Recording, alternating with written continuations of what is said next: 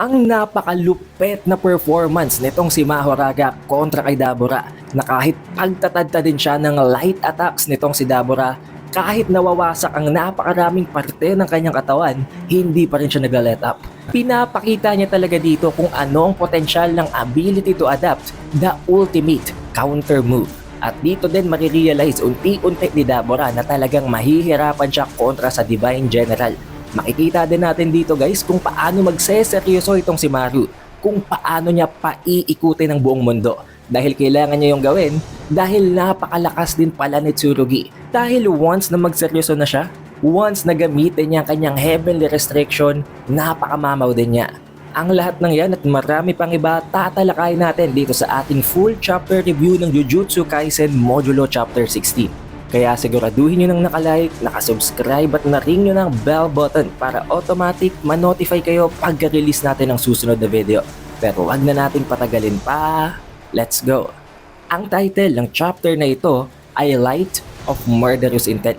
Na tulad din ng sinabi ko sa ating spoiler chapter review, mataas ang tsansa na para bang ito ay foreshadowing.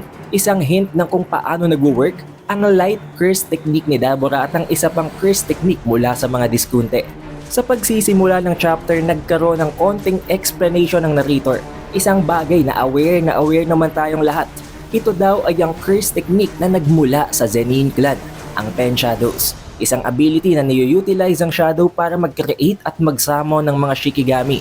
However, since magkasama na nga ngayon ang Gojo clan at ang Zenin clan, nagkaroon ito ng restrictions. Dahil sa napakadelikado nga ng ability nito, and there was once a time na nabanggit nga ni Gojo kay Megumi na nakapatay, natapatan ng isang Zenin clan member ang isang Gojo clan member sa pamamagitan ng ability ito, ipinagbawal na nila ang pagsamo ng mga Shikigamis sa Ten Shadows. Pero hindi naman nila ipinagbabawal na gamitin nitong si Yuka ang mga abilities mula sa mga Shikigamis. Pwede niya yung gamitin, pwede niya yung i-adapt tulad na lamang ng mga claws na ginamit niya before. Pero bawal niyang isamon ang mga Shikigami mula dito. Lalong-lalo na ang pinakamalakas na Shikigami na ang Divine General na si Mahoraga. Ang Shikigami na walang kahit na sino man sa buong history ang nagawang matain, ang nagawang makontrol maliban kay Ryomen Sukuna na pumasok sa katawan ni Megumi Fushiguro.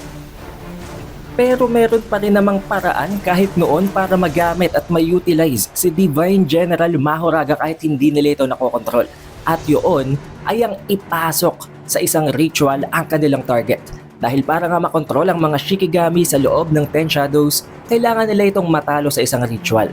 Sa pamamagitan nun, ipapasok nila sa isang ritual ang kanilang kalaban kasama si Mahoraga. By this way, magagawa nilang matalo ang kalaban sa pamamagitan nitong si Mahoraga sa pamamagitan din ng pagsasakripisyo ng kanilang sarili. At ngayon, ginamit ito ni Yuka kontra kay Dabura para mapagdesisyonan at para malaman nila kung sino talaga ang magmamay-ari ng Tokyo. Pero ang masama sa sitwasyon na ito is that nagsisimula pa lamang ang laban, nasa state of suspended death na agad itong si Yuka. Meaning, patay na talaga dapat siya. The only reason kung bakit hindi pa siya namamatay is that hindi pa tapos ang ritual. Kaya naman once na may mamatay sa gitna ni Mahoraga at ni Dabura, kung sakaling mapatay ni Dabura si Mahoraga, or kung sakaling mapatay ni Mahoraga si Dabura, mamamatay si Yuka regardless of whatever the result is. Dahil dito nagsimula ng magpatuloy ang bakbakan sa gitna ng dalawang ito.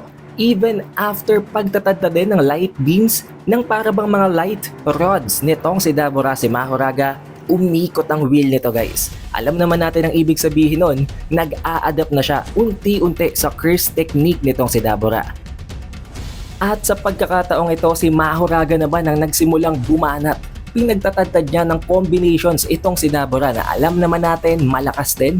Oo, malaki itong si Mahoraga in terms of size, pero mamaw din talaga ang raw strength nitong si Dabura. Kahit pinagtatadtad siya ng atake ni Mahoraga, para bang wala lang yun.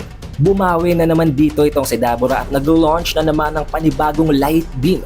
Napakalakas na para bang isa itong Kamehame Wave. Nagawa nung matunaw ang kanang parte ng katawan ni Mahoraga, pero nakapag-adapt na naman ito. Tumubo ulit ang kanyang braso at tinangka niyang durugin itong si Dabura gamit ang parte ng debris na naputol sa building. Dito na nagsisimulang magtaka at mag-isip itong si Dabura dahil unang-una sa lahat hindi daw ito isang cursed spirit. tinatawag niya ito na isang spiritual organism. Oo daw may similarities ito sa cursed spirits pero mas malaki daw ang pagkakaiba nito. And most likely, sa loob lamang ng planet Earth na bubuhay ang ganitong mga spiritual organisms. Naisip din niya na although obvious na isinasamon ang mga Shikigamis na ito or ang spiritual organisms na ito ng mga sorcerers to fight on their behalf, meron pa daw isang bagay na hindi niya pa napapansin at hindi niya pa nako-confirm dito kay Mahoraga. At unti-unti niya yung sinusubukang alamin. Nagpatuloy na naman ang bakbakan sa dalawa. Pinagtatadtad na naman ng light attacks nitong si Dabura si Mahoraga. Natunaw ang upper part ng katawan ni Mahoraga pero bumalik na naman ito. Hindi naman hinayaan nitong si Dabura na mapag-isip na lamang siya at pinagtatadtad niya talaga ito ng follow-up attacks. Sinipa niya ang mukha ni Mahoraga at nag-launch siya ng light beam mula sa paa na yon. At hindi lang yon guys, combination to combination, walang humpay na combination of attacks hanggang sa makita natin na umuulan na ng ilaw sa Tokyo. Walang humpay na barrage of attacks to the point na para bang nadudurog na nila ang mga buildings sa loob ng Tokyo hanggang sa dumating sa punto na unti-unti nare-realize na nitong si Dabura kung ano talagang nangyayari. Na sa bawat pag-ikot ng wheel sa likod ng spiritual organism na ito, nakaka-adapt ito unti-unti sa lahat ng atake na ginagawa niya. At dito nga guys ay ginaglaze na naman ng narrator itong si Mahoraga at nagsasabi, ine-explain kung ano talagang nangyayari. Na itong si Mahoraga daw ay may ability to adapt to any and all phenomena, the ultimate counter move. Na para bang dito ay pinamumuka talaga nila kay Dabura na hindi siya halimaw. Meron ding isang halimaw na nag-aantay sa kanyang pumalag sa loob ng Earth. Switching of scenes ay makakarating naman tayo sa duwelo ng kapatid ni Yuka na si Tsurugi at ng kapatid ni Cross na itong si Maru. Ang tema naman ng laban na ito, sword fight, na dahilan kung bakit nabanggit dito ni Tsurugi na hindi inaasahan daw nitong si Tsurugi na marunong gumamit ng sword itong si Maru. Na sinagot ni Maru na hindi niya ito sword talaga ito ni Cross. Ito ang sword na bubunutin niya sana na dahilan kung bakit binaril siya ni Yakumaru. Pero makikita natin dito guys, nag-uumapaw at overwhelming ang skills ni Tsurugi sa paggamit ng sandata kumpara dito kay Maru. At lalong-lalo na dahil ang gamit niya ay ang Honoyagi, ang bawat sparks ay nayu-utilize niya. Nagagamit niya ito para mag-launch ng fire attacks. Dito unti-unting nare-realize ni Maru na talagang lugi siya, mag-underperform siya kung talagang magbabase at magre-rely lamang siya sa kanyang sandata. Unti-unti din niyang pinapansin at ina-analyze kung paano ginagawang mga atake nitong si Tsurugi. Anong pinagkaiba nito kumpara sa ibang mga common na sorcerers? At dito ay talagang na-confirm ni Maru na ang pinakaunang pinagkaiba nitong si Tsurugi ay ang dinidiscard niya kanyang cursed technique, ang kanyang cursed energy para makapasok ng state of heavenly restriction kung saan nagiging mas malakas ang kanyang physical capabilities, mas na-enhance ang kanyang senses. Also, along with it, dahil nga wala siyang cursed energy, wala siyang cursed technique, hindi ma-read ng third eye nitong si Maru ang kanyang flow at hindi niya ma-predict ang susunod nitong movements. Dahilan kung bakit magiging napakatinding laban nito para sa kanya. At hindi lang yun, ni-utilize din nitong si Tsurugi ang paggamit ng mga cursed tool. Pero kahit idinidiscard niya ang kanyang sariling cursed energy, ang kanyang sariling cursed techniques, hindi yun kawalan dahil gumagamit nga siya ng mga cursed tool guys. Minamanipulate niya ang cursed technique na naka-engrave sa mga cursed tool at hindi lang yun. Hindi basta-basta nag-run out ng cursed energy ang mga tools na ito. Pero nakadepende pa rin naman yun sa grade nito. Dahilan kung bakit ang bawat atake na ginagawa nitong si Tsurugi ay isang surprise attack para dito kay Maru. Never pa siyang nakakalaban ng ganitong klase ng individual na hindi niya maipredict ang susunod na galaw. Dahil dito na overpower nitong si Tsurugi si Maru. Di naman niya pinatay si Maru guys dahil magkaibigan niya ang dalawa. Kinumbinse niya lang si Maru na paalisin na daw ni Maru itong si Dabura mula sa Earth dahil kapag ginawa niya yon, mananal ang ginagawang ritual ni Yuka. Meaning walang mamamatay, hindi mamamatay si Mahoraga, hindi mamamatay itong si Dabura at hindi din mamamatay si Yuka kapag nangyari yon. Dahil mangangahulugan lamang yon na hindi natapos ang ritual. But the problem is, hindi pala yun pwede basta-bastang gawin nitong si Dabura. Hindi siya pwedeng bumalik sa Simuria dahil hindi porke ang kapatid lang niya na babae ang ikinurse ng leader ng Discontian tribe, hindi naman yung nangangahulugan na wala yung koneksyon kay Dabura.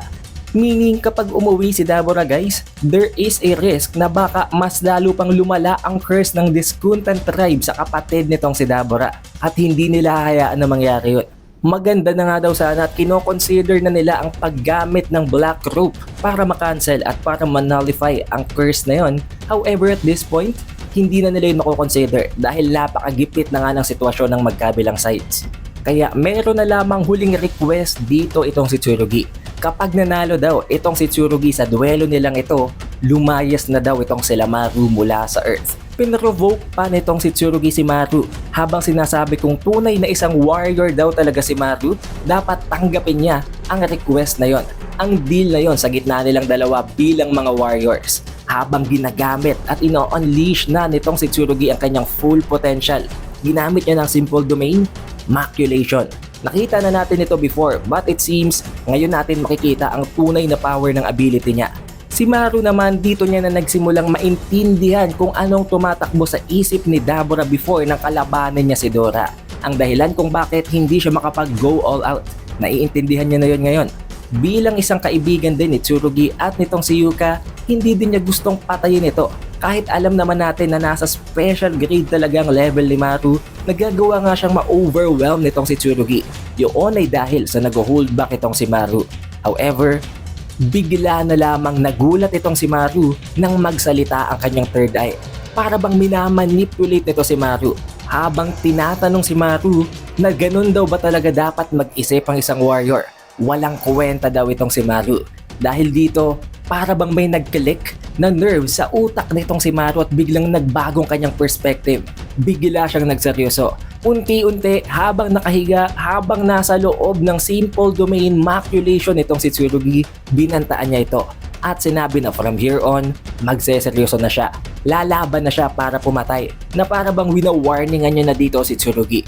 Pumapalag pa rin naman si Tsurugi hanggang sa maramdaman niya na may mali. Unti-unting para bang umiikot ang buong mundo. Kung dati nakaapak siya ng tama, para bang tumagilid ang mundo ngayon at nagsisimula ng ma-disorient ang kanyang balance. At makikita natin dito si Maru, nakakaiba na ang emosyon sa muka. Para bang handa na talaga siyang patayin si Tsurugi. And this is where the chapter ends, sa pagseseryoso at sa pagpapakita ng tunay na abilities nitong si Maru. At for sure, dito magbabago ang ihip ng hangin sa laban ng dalawang ito. But also, don't forget, hindi pa gumagamit ng binding vow dito itong si Tsurugi. Kung si Yuka gumamit na ng kanyang pinakahuli, pinaka-last resort na ability, si Maru hindi pa. Kaya meron pa rin tayong aantayin na full potential na manggagaling dito. Pero kailangan na nating antayin ang susunod na chapter spoiler para malaman natin ang susunod na mga pangyayari sa susunod na kabanata, which will be by Thursday. Kaya para ma-notify kayo, para updated kayo palagi kapag may bagong release tayo ng chapter review, siguraduhin nyo lang na naka-like, naka-subscribe at na-ring nyo ng bell button. Also, we have an official Facebook page and official TikTok account. Kaya mag-like at mag-follow na din kayo sa ibang platforms na yon. It is the Updated Weeb and I will see you guys on the next one.